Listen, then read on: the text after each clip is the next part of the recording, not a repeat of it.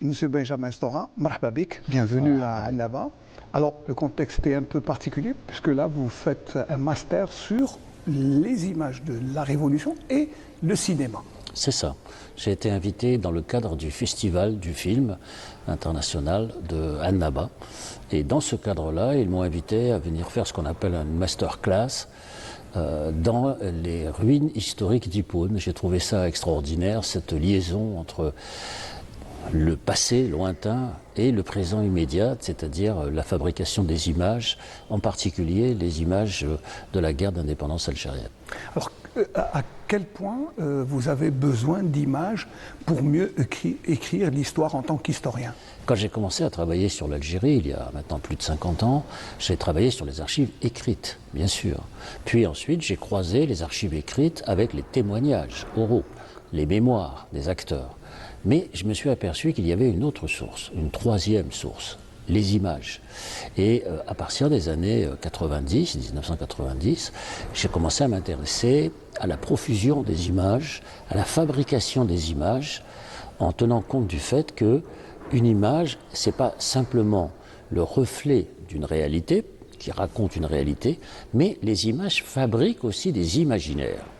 Et en particulier, le cinéma. La puissance évocatrice du cinéma qui permet de construire, disons, des imaginaires. Et à ce niveau-là, donc, je me suis rendu compte que, d'une part, le cinéma français avait, dans le fond, peu travaillé pendant très longtemps sur le cinéma et la guerre d'Algérie, comme on dit en France. Donc il y avait cette espèce d'absence, de trou de mémoire visuelle sur cette séquence d'histoire, et que d'autre part, le cinéma algérien qui commençait véritablement avait besoin aussi de construire, disons, son imaginaire, notamment, et c'est ce que j'ai fait dans cette masterclass, à travers le travail qu'a fait Mohamed Lakhdar Amina, notamment dans ses grands films comme Le vent des Aurès, bien sûr Chronique des années de Brest, qui fabrique bien sûr un imaginaire, une compréhension de la société, et pas simplement de relater une histoire. Donc voilà à peu près le sens de ce travail, c'est comment faire en sorte que le cinéma puisse à la fois rendre compte de la réalité et en même temps puisse donner une certaine cohérence, une certaine image de la réalité d'une société. Quelquefois, le cinéma y arrive, quelquefois, il n'y arrive pas. Tout dépend du talent aussi du cinéaste, parce que le cinéma est un art. C'est pas simplement une addition d'images, c'est aussi un art. Et à ce niveau-là, j'avais fait la comparaison avec le cinéma américain, par exemple, qui avait réussi à fabriquer un extraordinaire imaginaire de la guerre du Vietnam, avec son cinéma, par exemple Voyage au bout de l'enfer, Apocalypse Now, Platoon, Stanley Kubrick bien sûr. Et quelque part, on peut noter ce paradoxe que les Américains qui avaient perdu la guerre du Vietnam avaient pu regagner dans les images, par les écrans, cette guerre qu'ils avaient perdue en fait, fondamentalement. Oui, sur le terrain ils l'ont perdu, mais au cinéma ils l'ont gagnée. Et voilà. Et donc vous voyez que la puissance évocatrice du cinéma est extrêmement importante pour comprendre les évolutions d'une société. A-t-on défriché toutes les images de la Révolution? Je dis images photos, mais aussi vidéo. Est-ce qu'on a tout? Alors, vous avez raison d'insister sur le fait qu'il y a plusieurs supports à l'image. Il y a bien entendu les photographies, ce qu'on appelle les images fixes, qui sont très importantes, les images documentaires qui sont filmées, et puis les images de fiction, de reconstitution. Bien sûr, toutes les images ne peuvent pas être de même force, puisque la guerre d'indépendance a été une guerre asymétrique, c'était une guerre inégalitaire. Donc il y avait d'un côté une armée puissante avec son système disons, de fabrication des images de propagande est extrêmement fort. Par exemple, en France, il y a près de 400 à 500 000 photographies qui sont déposées au fort d'Ivry et qui ont été prises par les soldats français. Bon. Donc il n'y a pas l'équivalent du côté algérien, puisqu'il s'agissait d'un combat, disons, de maquisards qui livrait, et donc les photographies sont moins nombreuses, bien entendu. Mais elles existent. Il y a eu des reportages photographiques qui ont été faits dans les maquis notamment. Pour ce qui concerne le cinéma, bien entendu c'est aussi un support qui est tout à fait important. Il y a eu un développement, disons, du cinéma algérien, après la période coloniale, qui s'est développé, mais qui a été, disons, interrompu, pourrait-on dire, par la décennie sanglante dans les années 90, qui s'est interrompu. Mais il y a eu quand même un certain nombre de films maintenant qui ont repris, notamment autour de personnages importants, parce que je crois là aussi que l'histoire, elle se raconte par le fait de s'identifier à des personnages très importants comme Ben Boulaïd, comme Krib, etc. Il y a aussi cette recherche cinématographique très importante. Le cinéma français a essayé de combler son retard, essayé de combler, disons, ce handicap, mais en faisant des films qui s'adressaient à des publics très particuliers. Le public des soldats, pour les pieds noirs, les Européens, etc. Sans véritablement aussi montrer l'image de l'Algérien, c'est-à-dire de l'autre. Ouais, la vraie. Voilà, c'est-à-dire qui était majoritaire dans le pays. Donc il y a cette absence de l'autre, hein, en grande partie dans le cinéma français, qui commence à être comblée seulement maintenant. Mais cela reste insuffisant par rapport à la valeur de la révolution algérienne qui a été internationalisée. Tout à fait. Partout dans le monde, on a épousé la cause algérienne.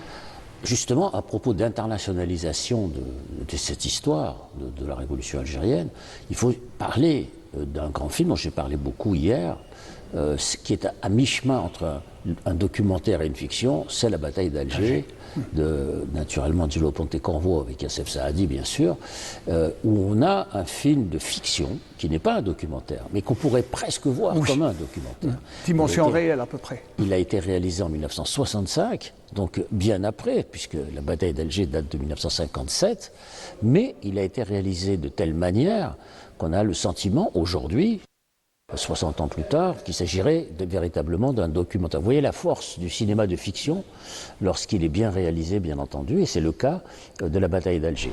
Il y a cet exemple-là, qui est très important. Le cinéma italien, d'ailleurs, s'était intéressé à l'histoire de l'Algérie. Il y avait eu le film de Visconti, par exemple, L'étranger, qui a été mis en scène avec Marcello Mastroianni en 1967. Donc le cinéma italien s'est aussi intéressé à un film de Gianni Amelio, Le premier homme. Donc il y a aussi le cinéma américain qui a commencé, disons, à s'intéresser parce qu'il y a effectivement une dimension internationale de cette histoire, un écho, disons, international de cette histoire. Et surtout que, on va dire que la révolution algérienne, une dimension extraordinaire, parce qu'il y avait des gens de tous bords qui épousaient cette cause. Alors, la dimension effectivement de cette histoire, de cette guerre, de cette révolution, c'est qu'elle permet aussi d'associer un certain nombre de personnages qui n'étaient pas forcément eux-mêmes des Algériens, mais aussi, ne l'oublions pas, par exemple, des Français qui ont été engagés dans la cause algérienne, pour l'indépendance de l'Algérie, ce qu'on a appelé entre guillemets les porteurs de valises. Bon, il y a très peu de films en France qui racontent cette histoire. À ma connaissance, on en a parlé un petit peu, par exemple, dans le dernier film de Bouchareb, qui a évoqué cette question des porteurs de valises. Mais c'est vrai que l'aspect opposition à la guerre, elle s'est manifestée essentiellement à travers quelques films, que je cite quand même, parce qu'il faut le dire, et en particulier ceux de René Vauthier, qui a fait le premier film de 1957, L'Algérie en flammes, et puis surtout Avoir 20 ans dans les Aurès. RAS, c'est le film d'Yves Boisset. Avoir 20 ans dans les Aurès de René Vauthier, qui reste quand même, disons, un film très important. René Vauthier a joué un très grand rôle dans la diffusion, la propagation de ce qu'a été l'image de cette guerre. Pratiquement toute sa vie. Elle a été un des premiers cinéastes anticolonialistes. Oui, et c'est quelqu'un qui a quand même porté la cause algérienne à travers tout le monde, à travers ces films qui ont connu un succès retentissant. Oui, tout à fait. Alors, mais là, vous venez à Annaba seulement quelques jours après le pape qui est venu à Annaba aussi. Vous étiez dans les vestiges, vous aussi. Là, c'est vraiment le pays de la tolérance qui est là, le vivre ensemble, qui sont immortalisés dans cet endroit. C'est un endroit très important, c'est une visite très importante qui, comme vous le savez, a eu un retentissement mondial. Des centaines de millions de téléspectateurs à travers le monde ont pu regarder, observer, bien sûr, cette visite et voir et découvrir que, dans le fond, une des origines du christianisme est venue d'Algérie. C'est assez, et pour ensuite se diffuser vers l'Europe, bien entendu. Mais j'ajouterais un aspect j'allais dire, plus contemporain sur cette visite du pape, c'est que parmi ceux qui ont été des partisans de l'indépendance algérienne, il y avait un augustinien, quelqu'un de partisan de Saint-Augustin. C'est André Mandouze, qui a été un personnage important dans l'histoire de la guerre et de la révolution algérienne, et qui lui-même se revendiquait de la pensée de Saint-Augustin. Donc vous voyez qu'il y a des liens qu'on peut établir, sur le plan historique bien sûr, entre le passé et le présent. Alors, votre dernier livre, un historien face au torrent d'images, ça veut dire qu'il y a trop d'images, pas assez exploitées ou pas assez d'images? Effectivement, j'ai sous-titré cet ouvrage, Un historien face au torrent des images, pour plusieurs raisons. D'abord parce qu'effectivement, récemment, très récemment, il y a eu beaucoup de documentaires, y compris en Algérie, qui ont été faits. Hier soir, j'ai eu l'occasion d'assister à un très beau documentaire consacré à Louisette et Guélaris, qui est un très beau documentaire. J'espère qu'il sera diffusé prochainement à la télévision algérienne. Il y a d'autres documentaires, de plus en plus maintenant, qui existent. Mais surtout, j'ai voulu réfléchir sur un aspect, c'est la profusion des images qui peuvent être aussi des fausses images, notamment par l'intelligence artificielle. Et c'est le défi du futur. C'est-à-dire la question, plus tard, de ce qu'on a appelé maintenant la post-vérité, c'est-à-dire des images qui ne correspondent pas forcément à la réalité. Alors quelquefois, l'IA, comme on dit maintenant, peut être utilisée à bon escient, ça peut être formidable aussi, c'est un instrument extraordinaire de reconstitution, mais ça peut être aussi un moyen de falsifier l'histoire, de nier l'histoire. Donc on est confronté à ce défi de la profusion des images. C'est-à-dire il y a à la fois le fait de fabriquer, de construire, d'inventer, de continuer le travail, notamment cinématographique, mais en même temps, dans le même mouvement, il faut réfléchir au fait qu'on risque d'être confronté à des fausses images. Et donc ce livre-là, il est aussi une interrogation sur ce futur qui arrive devant nous. Alors, là, la commission travaille sur... La commission qui a été mise en place, la commission mixte des historiens, avait pour but, disons, d'essayer de faire un inventaire des archives, y compris audiovisuelles, mais surtout les archives écrites, et puis aussi de faire un inventaire sur les possibilités de restitution d'objets qui appartiennent à l'Algérie, par exemple les objets appartenant à l'émir Abdelkader, ou le canon, par exemple le canon de Baba Merzoug. C'était une de mes préconisations dans mon rapport, de vouloir restituer, disons, ces biens à l'Algérie. Donc cette commission-là, elle avait pour but de dresser l'inventaire, de faire une bibliographie, une chronologie et un inventaire de tout ce qui existe, bien sûr, pour ce qui concerne la guerre d'indépendance, mais aussi et surtout le XIXe siècle. C'était le moment de l'arrivée, de la pénétration coloniale et de cette première guerre d'Algérie qui a duré 50 ans. Et celle-là, on la connaît moins, beaucoup moins. Et c'est celle-là qu'il faut porter à la connaissance du jeune public, bien sûr. Très bien. Julie, vous m'avez ramené un livre de Constantine. C'est toujours le lien d'attachement entre Benjamin et sa ville natale. Bah oui, parce que j'avais écrit un livre sur mon enfance, et là j'ai éprouvé le besoin de poursuivre, disons, à travers un livre sur mon adolescence, c'est-à-dire le fait du départ de Constantine, avec le souvenir de cette ville qui ne m'a jamais quitté, vers Paris, bien sûr, avec mes parents qui, eux, bien sûr, étaient beaucoup plus âgés. Un dernier mot avant de nous quitter, je vous laisse le soin de conclure, je ne sais pas.